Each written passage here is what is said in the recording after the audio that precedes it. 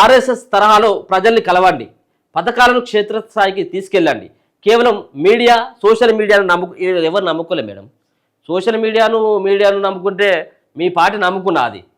RSS తరహాలో ప్రజల్ని, మీ RSS తరహాలో ఉండేటువంటి పార్టీనే మీది. కాంగ్రెస్ పార్టీ ఆర్ఎస్ఎస్ తరహాలో ఉండేటువంటి పార్టీ. ఇప్పుడు ఏది లేదు, ఈ టెంట్ కింద మీటింగ్ పెడితే కాసేపు కాగానే ఆ టెంట్లు ఊసిపోయేటట్టుగా టెంట్కున్నటువంటి ఆ గుత్తుపలు ఉంటాయి కదా, ఇట్లా పెట్టి ఆ టెంటు పెట్టేటువంటి కర్రలు, అవి ఊడబిక్కొని కొట్టుకునేటువంటి రకాలు ఉంటాయి వీళ్ళు, ఈ కాంగ్రెస్ పార్టీలు. టెంట్ కింద వీళ్ళు నలుగురు కలిసి మాట్లాడతారు, కాసేపు కాగానే ఆ టెంట్ ఊడబిక్కొని ఈ కొట్టుకున్నా కానీ కనీసం చర్యలుండే ఏముండే.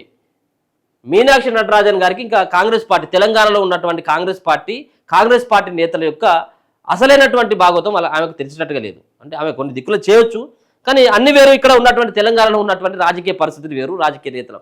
గింత ఓపెన్గా జానారెడ్డిని పట్టుకొని ధృతరాష్ట్రుడు అని చెప్పేసి తిట్టినటువంటి కోమటిరెడ్డి రాజగోపాల్ రెడ్డి పైన చర్యలు లేకపోయా. ఇక వాళ్ళందరూ కలిసి పనిచేసి ఆర్ఎస్ఎస్ తరహాలో పనిచేస్తారు. మేడం ఇది చాలా మీరు ఏది ఎక్కువ ఊహించుకుంటున్నట్టు, కాంగ్రెస్ పార్టీ నేతల్ని తెలంగాణలో ఎక్కువ ఊహించుకుంటున్నట్టుంది. మీరు ఎన్ని చెప్పినప్పుడు కూడా ఇంకా వాళ్ళను మీరు మార్చడం కాదు, మిమ్మల్ని వాళ్ళు మార్చి మళ్ళీ మిమ్మల్ని ఢిల్లీకి పంపుతారు. ఇక వీళ్ళు ఉన్నటువంటి పరిస్థితులు అట్లా ఉంటాయి. వీడికి కాంగ్రెస్ పార్టీకి ఇన్ఛార్జిగా వచ్చినటువంటి వాళ్ళు ఏ విధమైనటువంటి స్టేజ్లో వచ్చిందో, ఏ విధంగా మళ్ళీ వాళ్ళు వెళ్ళిపోయిందో అందరిని కూడా చూసుకోవచ్చు. మొదటి నుంచి కాంగ్రెస్ పార్టీకి ఇన్ఛార్జిగా వచ్చినటువంటి, తెలంగాణ ఇన్ఛార్జిగా వచ్చినటువంటి వాళ్ళందరినీ పథకాలను క్షేత్రస్థాయికి తీసుకెళ్ళండి. కేవలం మీడియా, సోషల్ మీడియాను నమ్ముకుంటే సరిపోదు. బూత్ స్థాయి నుంచి పార్టీని నిర్మిద్దాం. కాంగ్రెస్ నేతలతో మీనాక్షి నటరాజన్. బూత్ స్థాయి నుంచి అంటే ఎవరు మేడం? అంటే సామాన్యమైనటువంటి కార్యకర్తలు. సామాన్యమైనటువంటి కార్యకర్తలకు మీ కాంగ్రెస్ పార్టీ ఇచ్చినటువంటి భద్రత ఏందో ఒకసారి చెప్పండి. కొత్తగా పార్టీలోకి ఆహ్వానించి వాళ్ళను పక్కన పెడతారు. ఇదా బూత్ స్థాయి నుంచి మీరు బలోపేతం చేసేది? చూద్దాం ఆమె ఏం మాట్లాడింది. ఇగో, రాష్ట్రీయ స్వయం సేవక్ సంఘ్ ఆర్ఎస్ఎస్ సభ్యులు మనిషిని కలుస్తుంటారని, కాంగ్రెస్ నేతలు, కార్యకర్తలు కూడా అదే తరహాలో ప్రజలను కలవాలని కాంగ్రెస్ పార్టీ రాష్ట్ర వ్యవహారాల ఇన్ఛార్జి మీనాక్షి నటరాజన్ సూచించారు. ఇప్పుడు ఈ గెలిచినటువంటి ఎమ్మెల్యేలు ఈ 16 నెలల కాలంలో ఎన్ని గ్రామాలకు పోయినా ఒక్కసారి చేతుల మీద లెక్క పెట్టుకోండి. ఫస్ట్ వాళ్ళ యొక్క గెలుపులో కీలకంగా వ్యవహరించినటువంటి కార్యకర్తలకి ఎంతమందిని వాళ్ళు ఆదుకునేటువంటి ప్రయత్నం చేసిండ్రు. కనీసం ఇప్పుడు ఫోన్ చేసినా లేపరు. సగం మందికి ఎక్కువ ఇప్పుడు హైదరాబాద్లో ఉన్నారు. ఆయా నియోజకవర్గాల్లో ఉన్నటువంటి ఎమ్మెల్యేలు సగంకి ఎక్కువ మంది హైదరాబాద్లో ఉండరు. ఇక ఒక్కొక్క చోట అయితే ఆ మనిషి నిద్రలేవుడు. 9:30, 10 అయితే మాత్రం అప్పుడు లేస్తాడు అన్నట్టు ఎమ్మెల్యే. ఎందుకంటే ఇప్పుడు ఎమ్మెల్యే కదా ఆయన. కాబట్టి ప్రజలు వాళ్ళు వెయిట్ చేస్తారు. తప్పదు, ఇక మనం వేసినాం కాబట్టి, ఓటు వేసినాం కాబట్టి తప్పదు. మనం 10 గంటలు కాదు, రాత్రి 10 గంటల వరకు కూడా వెయిట్ చేయాలి.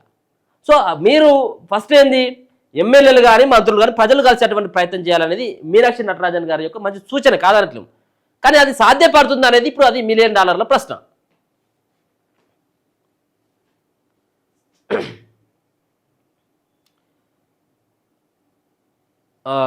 ప్రభుత్వ పథకాలు పార్టీని ప్రజల్లోకి తీసుకెళ్లేందుకు కేవలం మీడియాను, సోషల్ మీడియాను నమ్ముకుంటే సరిపోదని స్పష్టం చేశారు. పార్టీ నేతలు, కార్యకర్తలు ప్రజల వద్దకు వెళ్ళి ముఖాముఖిగా మాట్లాడాలని, అప్పుడే ప్రజలు నాయకులకు, పార్టీకి, ప్రభుత్వానికి దగ్గర అవుతారని చెప్పారు. శుక్రవారం గాంధీ భవన్లో చేవెళ్ల, జహీరాబాద్ లోక్సభ నియోజకవర్గాల నేతలతో సమీక్ష సమావేశం జరిగింది. టీపీసీసీ చీఫ్ మహేష్ కుమార్ గౌడ్, మంత్రి దామోదర రాజనరసింహ, మాజీ మంత్రులు గీతారెడ్డి, షబీర్ అలీ, పార్టీ నేతలు కేఎల్ఆర్ చంద్రశేఖర్ తదితరులు కూడా పాల్గొన్నారు. ఈ సమావేశంలో మీనాక్షి పలు అంశాలపై దిశానిర్దేశం చేశారు. పార్టీని బతికించుకున్న నేతలకు ప్రాధాన్యత ఏది, ప్రభుత్వ పథకాలను ప్రజల్లోకి ఎందుకు తీసుకెళ్లలేకపోతున్నారని సమీక్ష సందర్భంగా పార్టీ నేతలను మీనాక్షి ప్రశ్నించారు. ప్రతిపక్షంలో ఉన్న 10 ఏళ్లు పార్టీని బతికించుకున్న నేతలను క్షేత్రస్థాయిలో ప్రాధాన్యత లేకుండా పోయిందని, అధికారాలన్నీ కొత్తగా పార్టీలోకి వచ్చిన వారి వద్దే ఉన్నాయని పలువురు సీనియర్లు బదులిచ్చారు. ప్రభుత్వ పార్టీ పదవుల్లో పాత నేతలకు ప్రాధాన్యత ఇవ్వకుంటే కష్టమేనని పేర్కొన్నారు.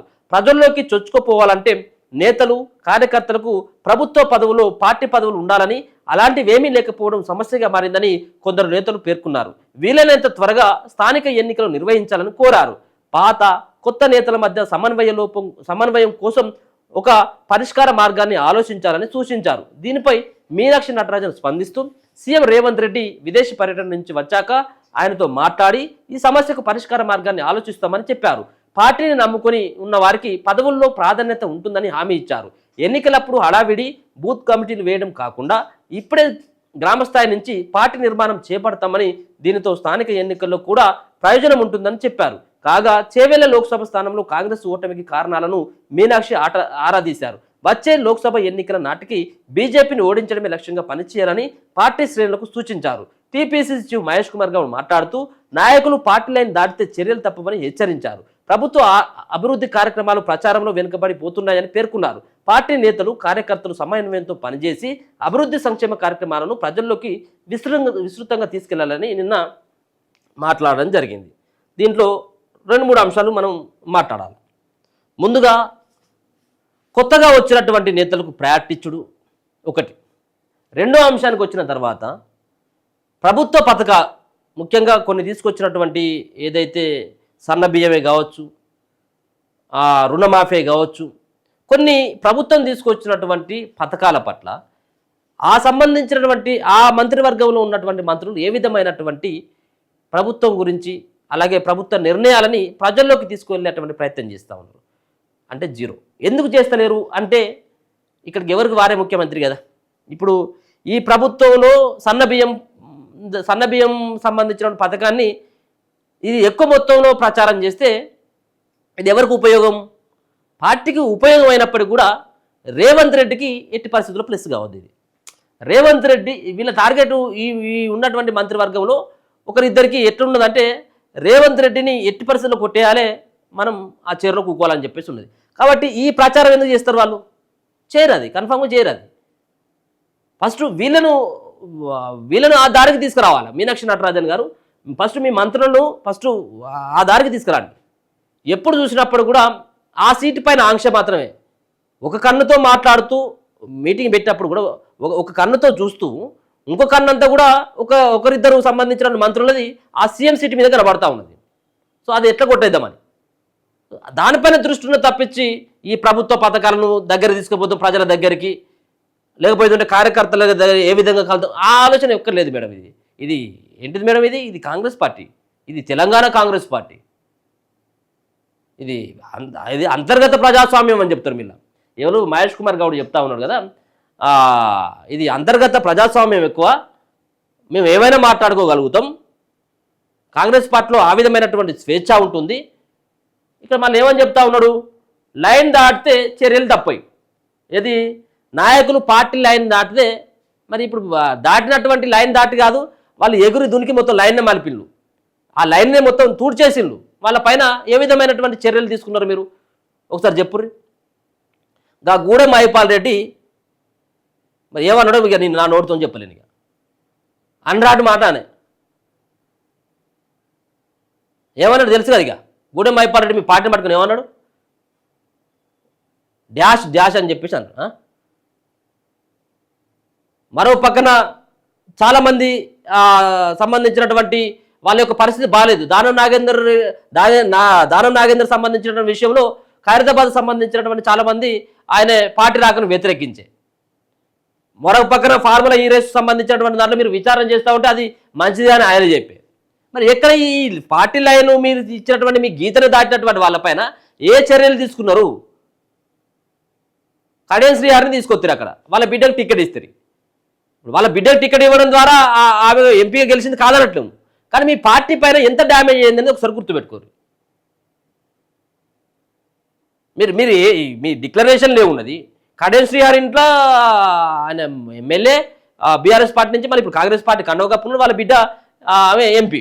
అంటే ఇట్లా ఏ రకంగా మీరు కాంగ్రెస్ పార్టీని ఇంకా ఇన్ని చేసుకుని ఇంకేది ఏ విధంగా ముందు మీ స్థానిక సంస్థల ఎన్నికలు అని చెప్పేసి మీరేదో తొందరపడతా ఉన్నారు, ఆరాట పడతా ఉన్నారు. కానీ మీకు ఈ స్థానిక సంస్థల ఎన్నికల్లో మీకు అయితే సాగు దెబ్బలాగా అయితే మాత్రం ఖచ్చితంగా తప్పేలాగా అయితే కనబడట్లేదు. అధికారంలో ఉన్నటువంటి పార్టీకి ఎంతో కొంత ఎడ్జిగా ఉంటుంది.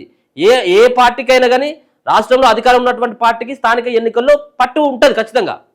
కానీ ఎందుకో ఇక్కడ డిఫరెంట్గా కనబడతా ఉన్నది. మరి దానికోసమే కొంత జగ్గుతూ ఉందా మరి కాంగ్రెస్ పార్టీ అనేది కూడా చూడాలి. అంటే ప్రభుత్వ పథకాలు కొన్ని అంత దరిద్రంగా ఏం లేవు.